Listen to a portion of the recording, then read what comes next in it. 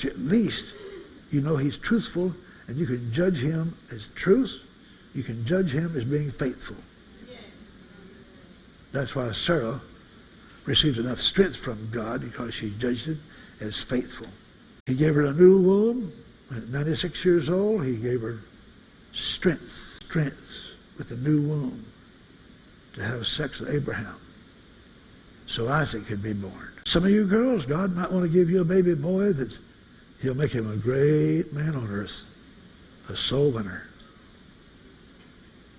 You can't ever judge anybody because they're a baby. You raise them right, and God can do great things for them. Now the just shall live by faith. But if any man draw back from what God tells you, if any man draw back, my soul shall have no pleasure in him. Do you see that? Draw back away from what God tells you, you go some other way, he has no pleasure in you. But if you'll obey God, if I can talk you into obeying God, if you listen to Dr. Harfush or his wife or anybody that comes here, they're trying to get you to believe God, listen real closely. Don't be afraid to ask God for things, because he loves you. He's got everything. He knows how to make everything, but you don't. You don't have everything. You don't know how to make things, but God does. He's a miracle worker. He can make things for you or make things disappear for you. He's a miracle worker. He's your healer if you need him. And listen, you Bible school students, you come here to learn about God. Don't let your immediate family die and go to hell. And you already know what'll happen if you stand in the gap for somebody and you ask God for it by faith. Maybe your father's not saved. You start calling your father's name before God, and you claim his salvation. You tell God, I'm standing in the gap for my father. I love my father, and I don't want my father to die and go to hell. If he dies now like he's living, he'll go to hell because he's not born again. But I'm standing in the gap for him.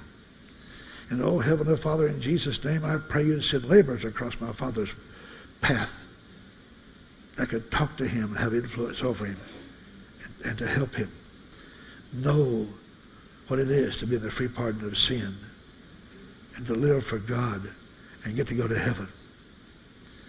You don't want to miss heaven, folks, and you don't want any of your family to miss heaven. Stand in the gap for every one of them.